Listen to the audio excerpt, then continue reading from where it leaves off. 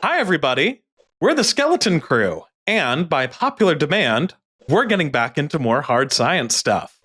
And tonight, we have a very special episode featuring some fantastic guests that I was lucky enough to do some field work with at the beginning of the summer. Those couple episodes where I was mysteriously absent.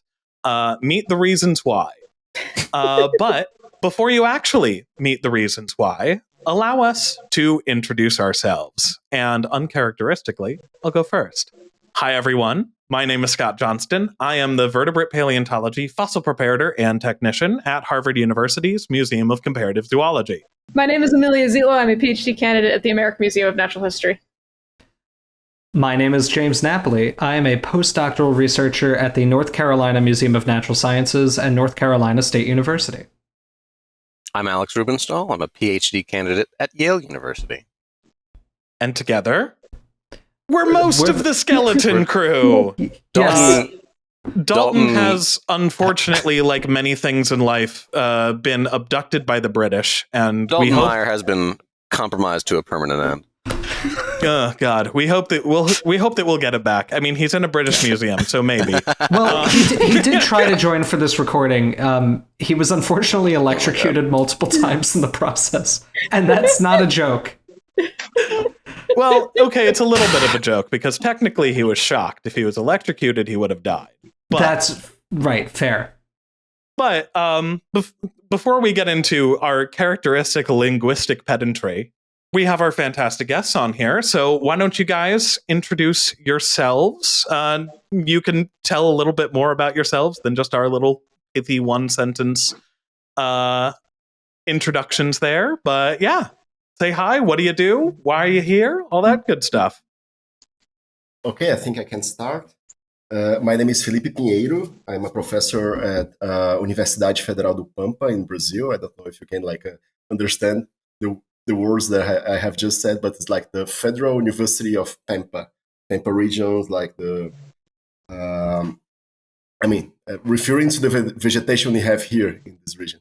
So I'm a professor, I'm a paleontologist. I have worked most of my life with pterosaurs, but now I'm mainly working with Permo-Triassic tetrapods. Hi everyone, I'm Mateus, Costa Santos. I'm a graduate student at the Universidade Federal do Pampa here in Brazil, and I work with Pampaphoneus and Dinocephalians and the permian period. So we're really happy to have you guys on the show, and so the reason why you're here is because just last week, Mateus et al., you guys published a really awesome new paper on a new specimen of Pampaphoneus, this absolutely gorgeous skull that I was lucky enough to see when I was down there visiting. So what can you tell us about it? Well, first of all, congratulations on the paper. It was really, really great. It was a very good read. And is this, how many papers have you published before this, Mateus? Hi, thanks. That's my first paper as first author, actually. So fantastic. So something like a debut, something like that. I mean, this is an amazing first author paper. Thanks. This is really, really good. Yeah. I love, I love really well illustrated, descriptive osteological work. This is the foundation that so much of the field is based on.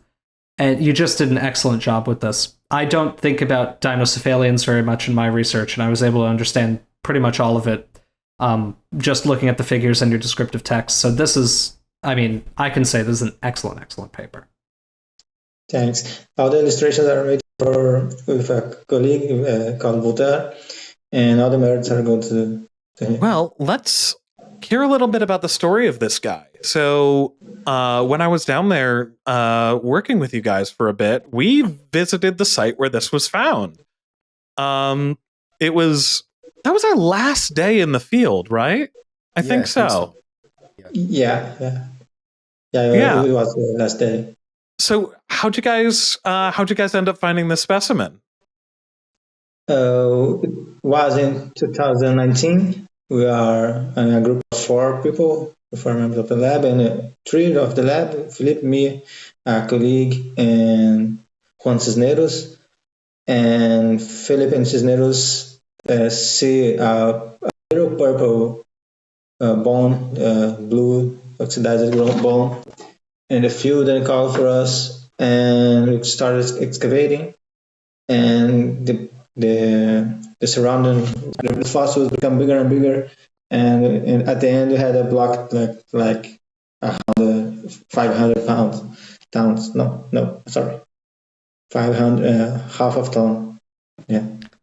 Can I repeat that or something like that? It was Yeah, a you can half repeat a that. ton block. Wow, geez. Yes, I think please. Yes. We actually doesn't have the exact wave, but I imagine that something like that. Yeah, in the field, we hadn't a clue that the school was there.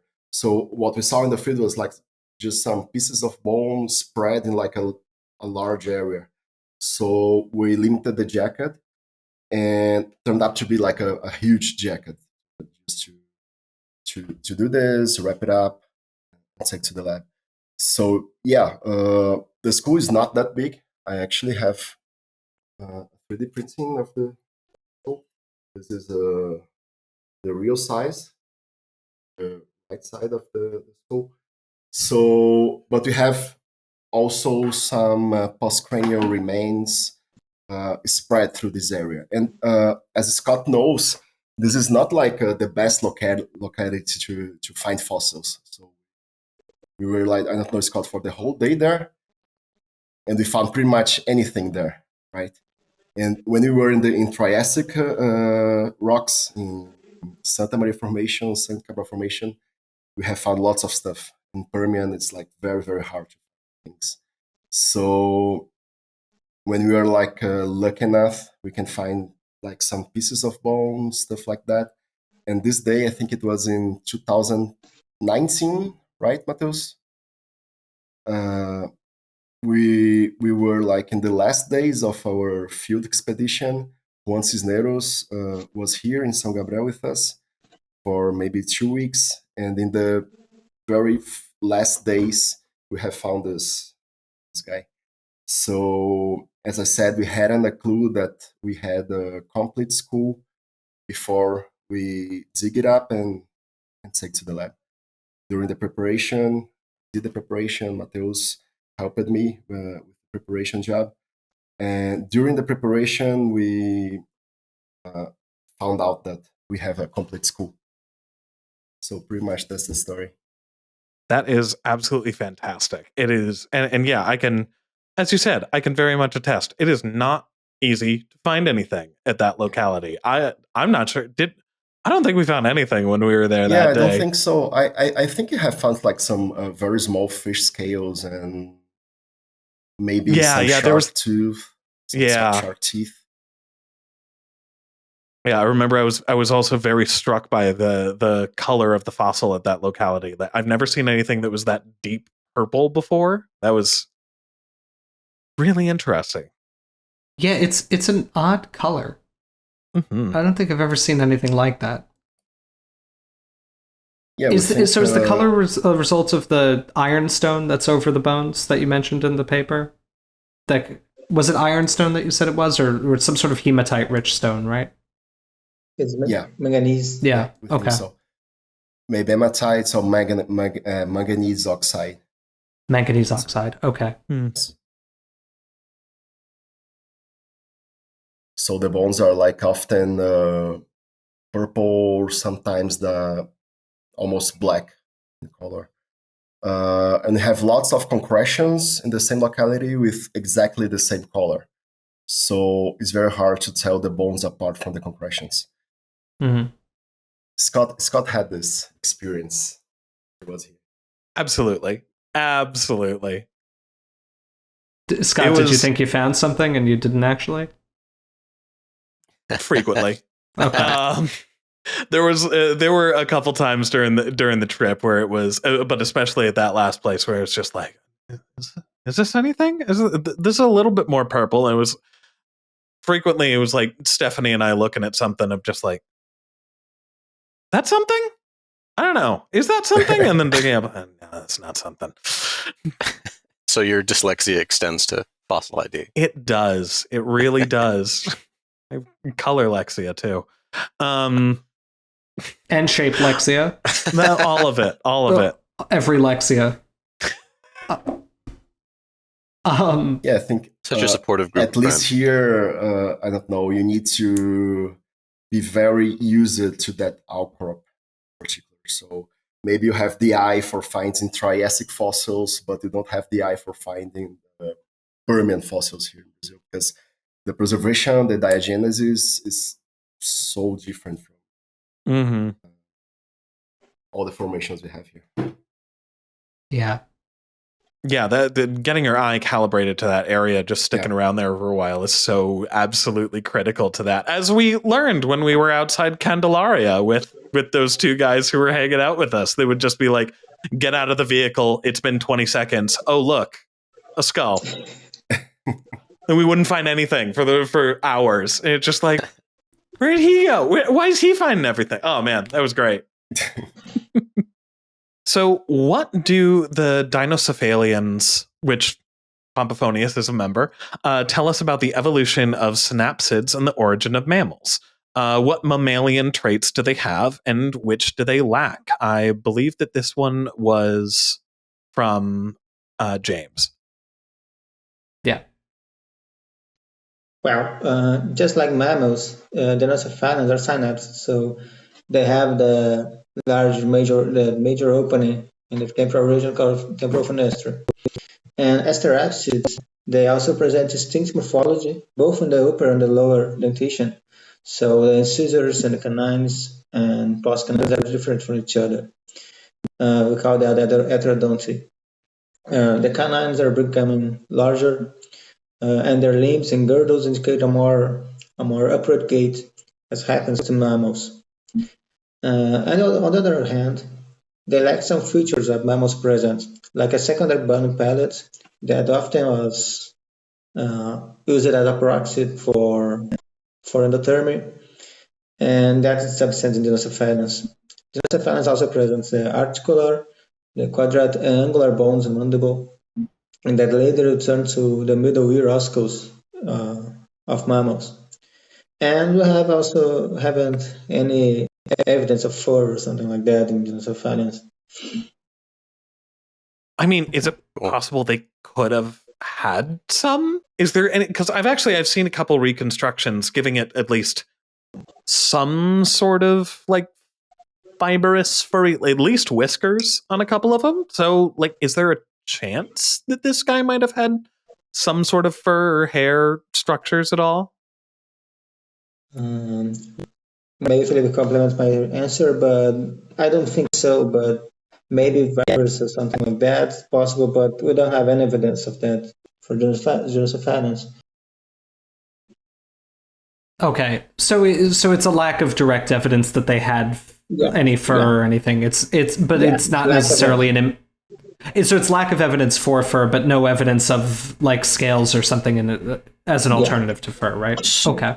So Dinocephalians, they're in a more early position than something like an anomodont, like Lystrosaurus. Okay. Yeah, there's something like a close relationship between anomodonts and Dinocephalians. Some authors in the past also put some Dinocephalians into the anomodonts. Oh, okay. Interesting. Yeah, I was just thinking of that Lystrosaurus mummy that had scales. So I was thinking like, is this closer to mammals than that is or not? But interesting. Yeah, I don't think it's Very closer to mammals. I think they are. And I think we have some evidence of furless skin for sometimes not tapinocephalids, but I don't have set of that. I have just sent Scott some a reconstruction of Pampaphoneus, which was done by a Brazilian paleontologist, Felipe Elias. And most of Pampaphoneus reconstructions, I like that, like very furry animal. Do you remember the wargs from The Lord of the Rings? Yeah. That's pretty much the same. I'll send this in our chat. This is wacky. I've never seen one like this before. Yeah.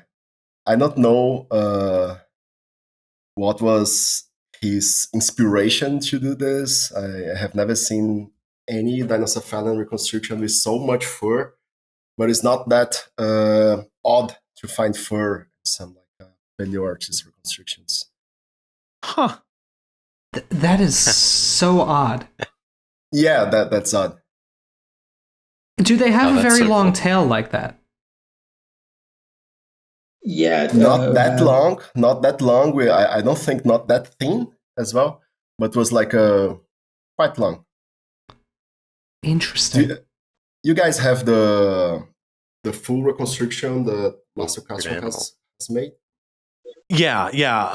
I at least do, because I was the one that wrote the MCZ's Fossil Friday post about it on Friday. So cool. Stephanie forwarded me the all the press stuff that was sent out on that. So I'll show you guys that there's a couple full body reconstructions that are absolutely stunning of this guy. But yeah, let's see. Well, this paper, the kind of the star of this paper is this new specimen that we talked about that you guys found at that one locality. That's Unipampa 759. So what is some of the new information about Pampaphoneus that you were able to learn from this new specimen? Well, the holotype wasn't described in detail, so actually we didn't know anything about the osteology until now.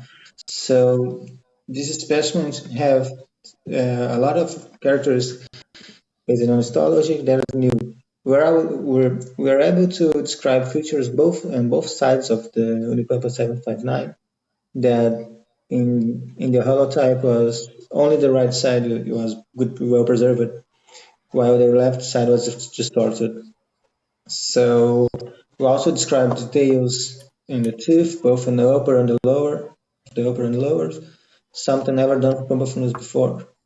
And we have some details on the palatine tooths and the palate. And moreover, we have postcranial remains, like some ribs and a phalanx, and that's entirely new for the species. Absolutely. And I know that one of the things that has been making this critter a bit go around the news circles a little bit is that it is really big, especially for the time. That as I keep saying, that it is the largest known Permian predator from South America. Is that right? Yeah, is that right? The two well-preserved schools, Unipampa 759 have 36 centimeters, and the holotype has 34 of the school to the tip of its nose and to the squamosome. But we also have probably a third specimen that could be twice as bigger than that. So we have to the Permian, to the Guadalupe, and to South America. This is the bigger predator of the time. Twice as big. Yeah, it could be. Jeez. Yeah, this third specimen is actually represented only by a fragment of the lower jaw. So based on Mateus' description of the new specimen, we have found some tooth characters that enable us to assign this third specimen to Pampaphoneus as well. So this little jaw fragment they have in Porto Alegre, it's quite larger than the ones we have. This is not from the same locality, right, Mateus? Is from a locality maybe 5 kilometers away from the locality we have found the complete schools. But yeah, it's of course the largest specimen we have. Huh. And this guy was huge. Yeah, so I have a Pampaphoneus here. This here is scaled for the school we have found. So this is the same scale.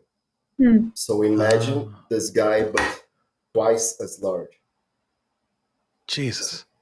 Yeah, it's huge. Oh my god. The two most complex schools are probably subadult individuals. Okay. this fine artwork was made by Márcio Castro, the 3D modeling and stuff. We have printed this up in our lab here, and Voltaire has. So, yeah, we're doing the whole animal. So wait, you're printing the entire animal? Yeah, the entire animal. Yeah. Oh. So we That have is so cool. lots of pieces in the lab. We need to assemble all of this together. Yeah. Oh, that's stunning. So Mateus, you mentioned that the most complete skulls are probably subadult individuals. Is that frequently the case for Dinocephalians, or is that something unique to Pampaphoneus? Okay, we have an ontogenetic series for Anteosaurus and for Syodontinae, for Anteosaurus and for Sinophonus eminensis from China, Anteosaurus from South Africa.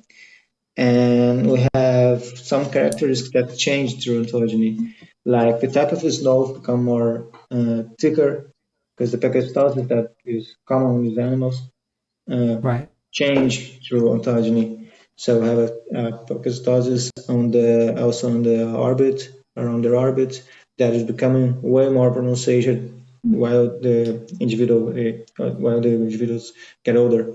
So yeah, it's that common. That could explain also the difference between the thickness of that dentary fragment. That would be a individual that's twice bigger, and that would explain the difference of size between the lower jaws of the Nipampa 759 and this other specimen. Interesting. So one of the things that our astute viewers might have been able to see there as you were showing around that head reconstruction there is that Pampaphoneus has teeth on its palatine. Are those teeth unique to Anteosaurs and Dinocephalians, or is this a primitive tetrapod trait that they actually retain? Yeah, actually not. Actually, palatal dentition, Pampaphoneus had teeth only in the palatine bones.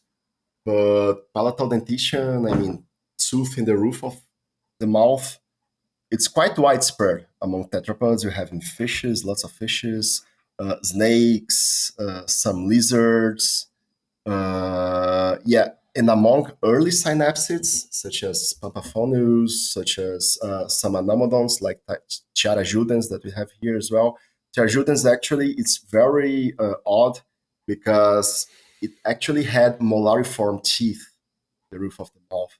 So teeth not like Pampaphoneus palatine teeth that were probably evolved was adapted to just to grab prey, to manipulating prey inside the mouth, for instance. But Pterodons had like really crushing the tincture, the palate. So it's very odd. Pterodons is early anomodont we have here as well. But among the synapsids, I believe the palatal dentition is completely lost in all cynodonts, such as us. Mm-hmm. So while today you can see palatal dentition in fishes, lizards, snakes, some amphibians, some frogs, salamanders, all mammals lack palatal dentition because this kind of dentition was lost within cynodonts, which is the clade we belong. Not just all mammals belong to cynodonts, but we have a whole bunch of Permian, Triassic forms, especially. We have quite a good record of cynodonts here in South America as well. And those are the guys that tells us the story of the early origin of mammals. And that's why we lack palatal dentition. But it's not that strange, that odd regard the whole sample of tetrapods. And that's a morphological change that's kind of mirrored in archosaurs too. Mm-hmm. Pseudoseuchians lose them, and then dinosaurs separately, actually, they lose them early because some early dinosaurs have palatal teeth. Wait, really? Yeah. Which ones? Eoraptor. Oh. Just I'm doing an entire dissertation on reptile palate evolution right now. You said palettes. Hey, Alex has been I'm activated. sorry. No, I know. No, I'm just explaining. So yeah, just to Felipe. And so I'm not really looking at synapsids, but the loss of palatine teeth seems to be a really important, and then actually the loss of maxillary teeth in edentalist stuff are really important in the kind of reorganization of the palates in different groups. So not really, because you'll lose palatine teeth before you develop secondary palates and crocs. And it looks like, well, I don't want to take over, but this, I was looking at the paper, and the figure of the palate's really interesting because it looks like your maxillae are beginning to meet anteriorly, and the choanae are kind of pretty far back, and it's not dissimilar to the condition seen in some early crocs that are starting to make their secondary palate, and it's pretty neat how closely mirrored some of this anatomy is between very, very different groups. Mm-hmm. I think most early archosauromorphs have palatal dentition, right? So you have seen the tail jaguar dentition, yes, for instance. It's quite amazing because it not only have like those small teeth in the back of the palate, but also some vomerine fang-like teeth anteriorly. So it's crazy. Fangs on the vomer. Like I think Tanistrophiids have vomerine fangs as well, right? Yeah, but they're a bit earlier, I think. Some amphibians, I thought, do as well. Yeah, also Tenospondyles. You see, I think Mastodonsaurus has like huge fangs, the vomers. Yikes. Yeah, because I think all of the palatal bones at some point have been observed to bear teeth, right? Oh yeah, like they're ectopterygoid teeth. Yeah, they're real weird. Some parareptiles. With some abundance to it. I don't much care for it. I think it's weird and gross. No, that's pretty bad. I just like ectopterygoid teeth because they'd be so close to the real teeth, like to the actual tooth row. It's not like it's weird. I think it looks weird to people who've only seen mammals to see teeth on the roof of the mouth. But I think we can kind of get used to that from like sci-fi alien designs. But it's like just having teeth and then like one just right next to the teeth. It's like it would feel doubled. Ectopterygoid teeth give me the ick, so to speak. See, no, that was something that I had to deal with working on a Befeated for Stephanie, that it has just a very close to the marginal teeth, just a second row of inset fangs that are like 3 times bigger than the rest of its teeth, and it's very gnarly looking. I have a question that I didn't write down, but just in this line of thought, I was looking through, and I noticed that there's not an ectopterygoid preserved here, and I'm only vaguely aware that I think the ectopterygoid fuses to the pterygoid in like mammals, but is that something that's happening like in stem synapsids like Dinocephalians, or would there have been an ectopterygoid but it was perhaps lost? I think Syodontinae have something like that pterygoid, and but it's smaller, so I think it's not lost. Okay. So at this point, it's its own little. I can check. Just curious, yeah. Very cool. With, as this is described, being like such an absolutely huge animal, if those upper limits of that other specimen manage to pan out, what are the implications for this thing's ecosystem? Like, what else was this thing living with? What is known from this environment? And I know that kind of dovetailing into that, I know one of the more interesting and unique things about Pampaphoneus specifically is this is the only Dinocephalian known from South America, right? Yeah. It's the only Dinocephalian species, the name of species. We have some fragmentary materials there was at the family level, like Paleontologists, like at school for Paleontological school, and we have some teeth of Anteosauridae and the Paleontological tooth too. So the only one with a species attribution, Pampaphoneus, but we have a lot of things to discover. So about the the environment. At the time of Pampaphoneus lived, the Pangaea was passing through the major climate changes. So at the beginning of the Permian, we have here in Brazil a cold and shallow sea called Irati that gradually the environment will become hotter and warmer, and at the end of the Permian, we'll have a great desert here. So in the middle of that, we have rivers and lakes, and in that moment, Pampaphoneus lived. So we have vegetation close to these rivers and to these lakes, like so we have these lycophytes, and that could be grow as the size of a tree.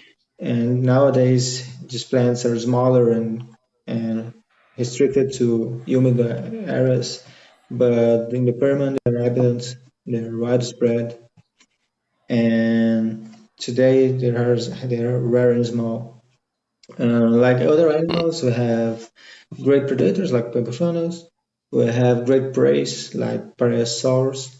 We have great amphibians like Kozocovia, like Hastosuchus, like Paraptanga. We also have a small cynodont, Hastodon. So we have a complex environment, a complex chains here. Now, you mentioned Rastodon there, and that is one that, while I love the reconstructions of Pampaphoneus, I have to say that the only thing that I have to give a note on is why do you have it in that ecosystem reconstruction chomping on a Rastodon? It's such a cute little guy, and he's getting absolutely eviscerated. For Alex, James, Amelia, if you guys haven't seen, in the reconstruction that they're publishing along with this, there is a very unfortunate little Rastodon in this guy's jaws. And Rastodon is a Dicynodon that was like this big. Oh. It's the cutest little thing. I held its skull in the palm of my hand. My it's like God. it's like this big. It's adorable too. We'll throw up some art of it. It's the cutest little thing I've ever seen. What is it? Aren't its tusks like internal? They didn't even like fully erupt or something like that. Like, yeah, they're not fully erupted, and like they are pointed forward, like anteriorly. That's why its name is Rastodon procurvidens, like the cipher pointed forward. And I mean, this is the only terrestrial herbivore we have in close association with both Pampaphoneus holotype and the new specimen. So in the same outcrop, we have 3 holotypes described, which are Pampaphoneus, Rastodon, and the Temnospondyle Kozocovia sangabrielensis. Kozocovia, the name sounds Russian because the name is Russian. We have the same genus both in the European Russia, and here in Brazil. And that's odd because this like a purported biogeographical connection we have not only for this taxon, for Kozocovia, but also for Tanistrophiids that we have both here in South America during the early Triassic, and in Russian as well, also during the early Triassic. We have a new Temnospondyle coming out in the next couple of months, which is Bentosuchus.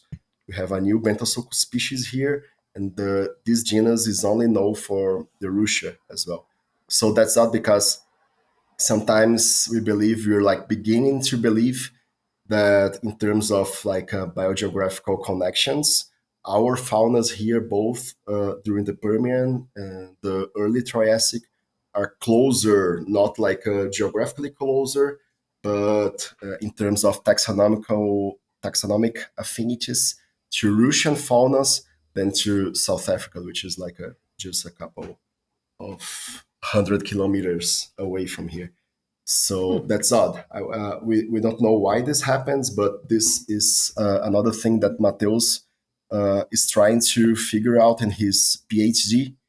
But it's very odd. But answering your question, like Rastodon was small, Rastodon was an herbivore, Rastodon was cute, so that's why probably Pampaphoneus preyed on it. Rest in peace, little guy. Have you never ate cute stuff, cute things, Scott? No, never. Everything I eat has to be ugly. Including all of those chickens that donated their hearts to all of my meals down there. Every one of them was not just ugly on the outside, they were also mean and awful on the inside too. So, by the way, this is an entire tangent, but like, guys, I really miss chicken hearts. I really do. Every once in a while, you can buy them here. I know, but like I miss being able to show up at a gas station and just get fresh cooked chicken hearts like I could down there. Like, man, you guys got me hooked. This ain't good. I'm gonna have to go out of my way to a grocery store that actually will sell me those and buy up a big package and get some weird looks by all the Americans that haven't tried it. All the Americans, says Scott Johnston, whose ancestors literally came here on like the Mayflower or some shit. Come on. Did I get that right, or was it a different one? No, you were correct. No, it was the boat with the name we all learn about in school. That's incredible. Back to the school animal. I have a quick question. I see like in the skull, the sculpture or the head sculpture, and in the drawings, they've got red around their eyes. Do they have like a keratin structure there? Because I know they have really pronounced horns there. Was it thought that they had keratin on that as well? Yeah, it looks kind of bumpy like that. Yeah, we actually don't have like any evidence of keratin coverage, but in the skull. Actually, in the left side of the skull, which I don't have here, but this region here, the postorbital region, is really thickened. So we believe maybe they have some coverage here. This is like maybe some artistic liberty that Marcel Castro had, but it's plausible, because all of this postorbital region is really thickened both in the holotype and the new specimen, and when it comes to South African Anteosaurids, like Anteosaurs, they are really, really, really like a thickened pachystotic skulls. Mm-hmm. So it's like the Paxaphalosaurus stuff. Yeah. Mm-hmm. Paxaphalosaurus like kind of skull with like these huge domes in their heads. Very, very pronounced pachystosis in the rear of the orbits, stuff like that. So yeah, this is like maybe Marcel Castro took some liberty in doing this, but it's plausible when you regard the skull. Cool. Yeah, I know. I was always taken by the skull on display of the moss chops at the AMNH. That I know animal.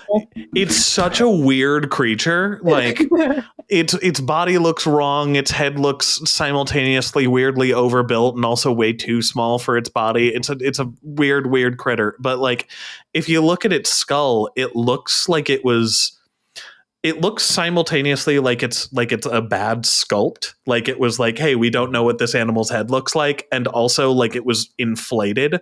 Like it just from the front, it looks like it just shoved a bike pump into it and pumped it up a bit. Like it's weird and screwy and like, yeah. So I know these guys were doing crazy things with their heads. Mm-hmm. I mean, hence the name, I guess, Dinocephalian. But yeah, exactly. I think Moscops kind of reminds me of that. Have you guys seen the speculative human evolution thing of a human being who was evolved to withstand car accidents? I have. Yes. Oh no! That's always what Amelia. We'll put it on screen now in the video, but I'll send it to you now if I can find it. But that's always what Moscops reminded me of. Just this it looks like it's designed to just like be hit by a train and be okay. I bet it would be, honestly. There would just be a Moscop-sized and shaped dent in the front of the train. It'd be like a cartoon when Bugs Bunny runs through the wall and it's just Bugs Bunny-shaped hole. It's just a Moss-chop-shaped hole. Right. That's one animal we need to find here because we already have some fragmentary remains of Tapnocephaly Dinocephalians, as Mateus said earlier. And we have some fragments of skull and lower jaw, but nothing that can be like recognizable as a genus, South African genus, maybe, or maybe a completely new genus. We don't know yet. O Tapnocephalídeo foi coletado, the Tapnocephalian we have here in Brazil was collected in Rio Grande do Sul, or no? From Paraná. From Paraná State.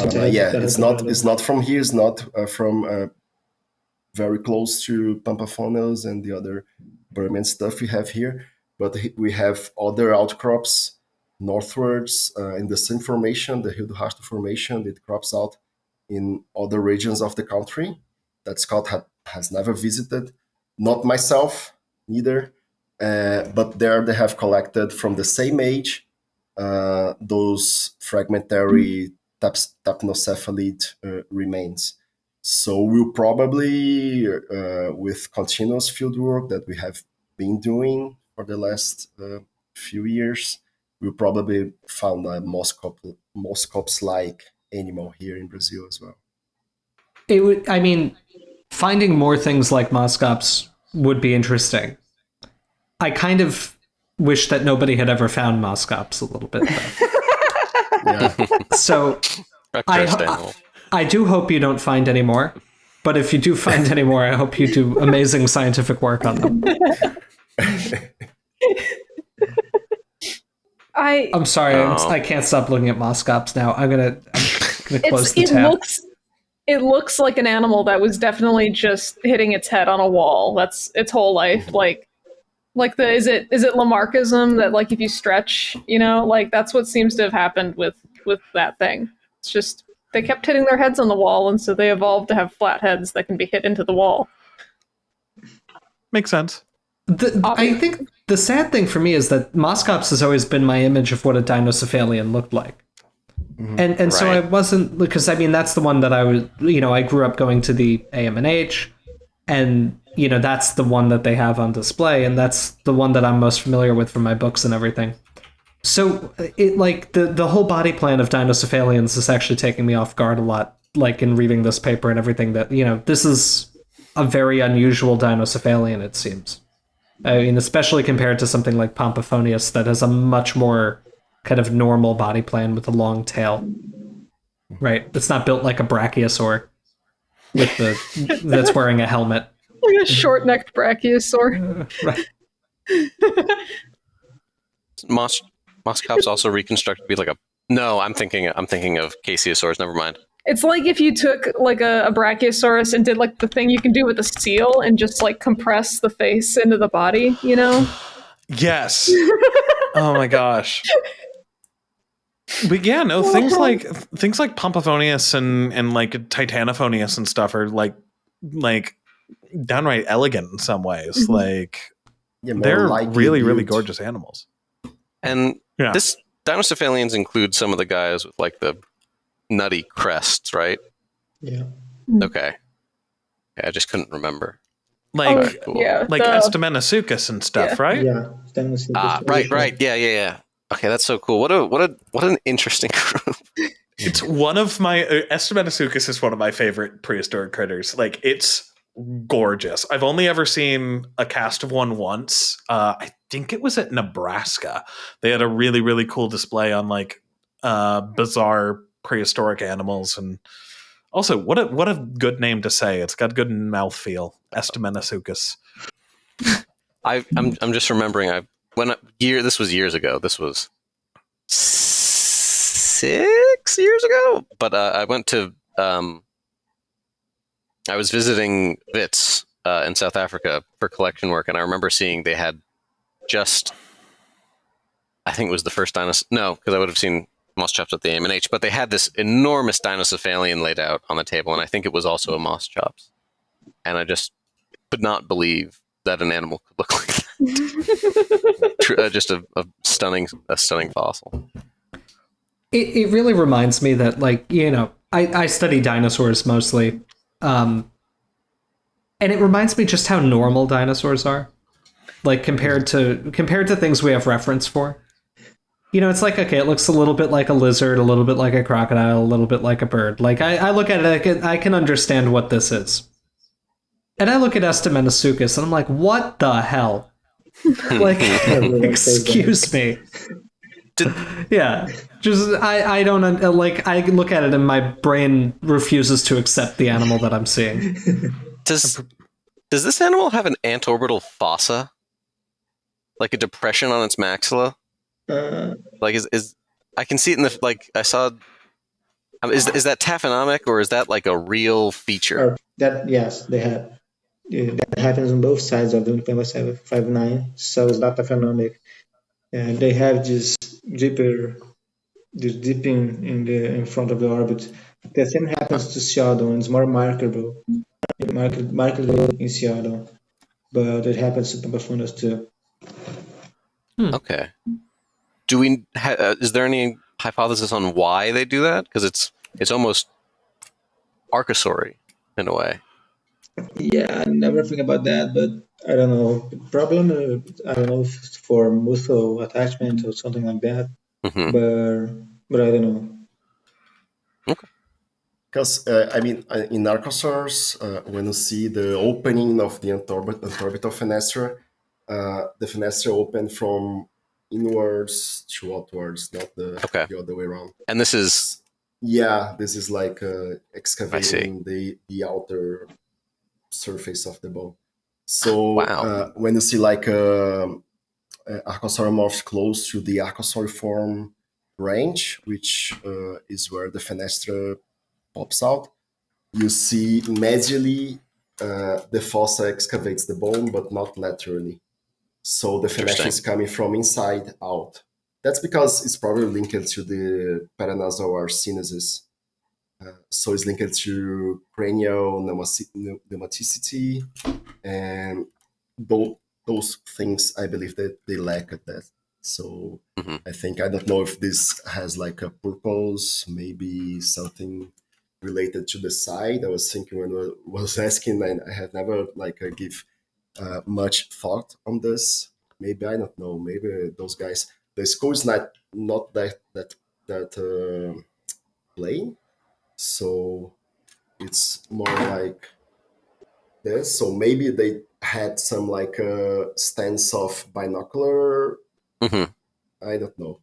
And maybe the excavation like just made the side wider. I don't know. I'm just speculating. It's an interesting feature.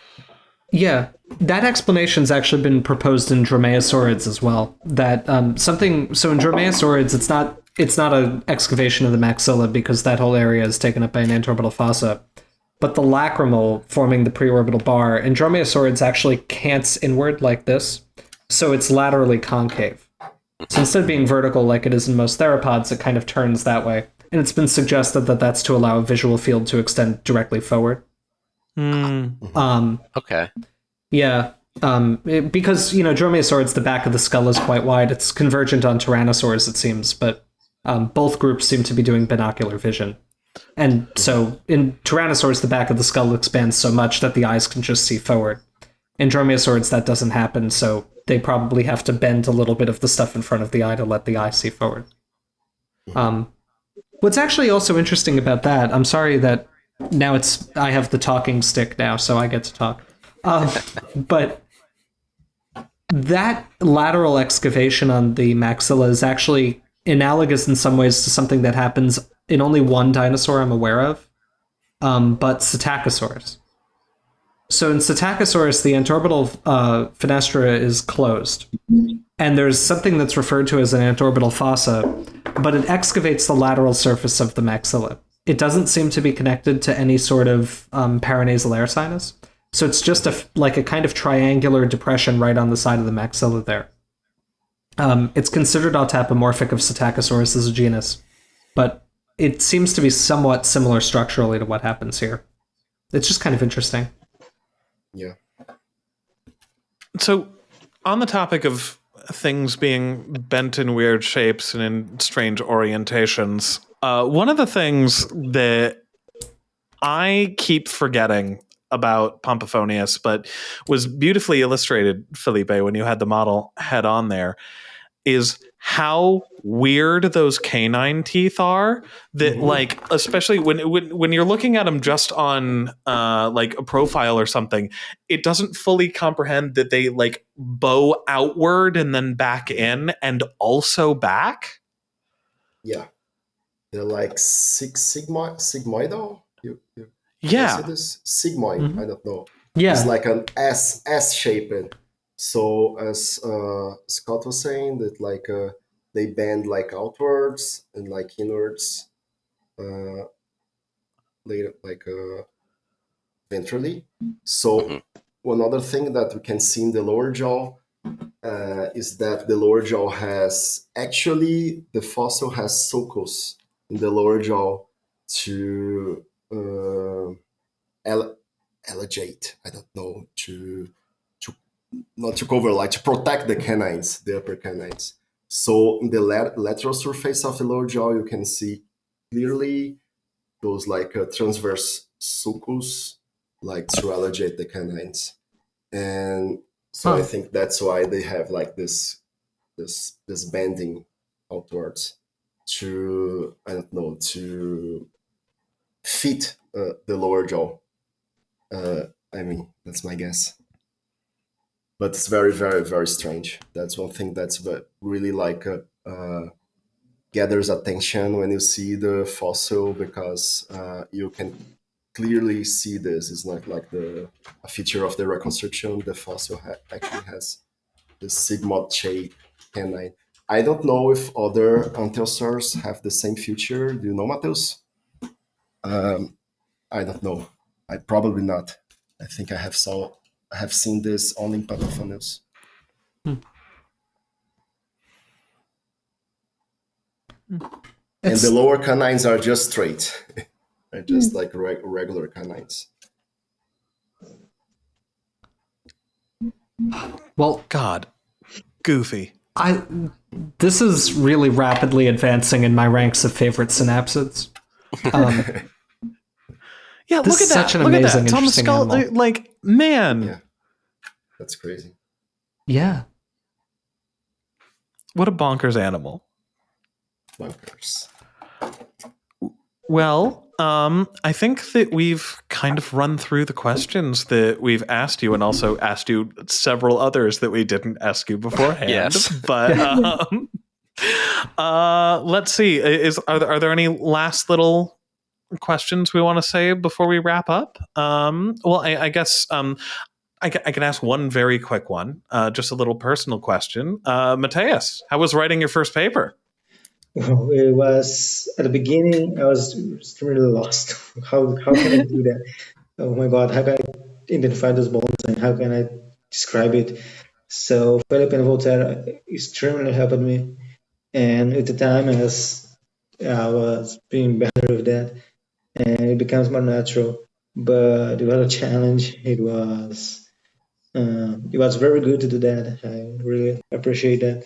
So at the beginning, it was very challenged, and I was through pretty lost.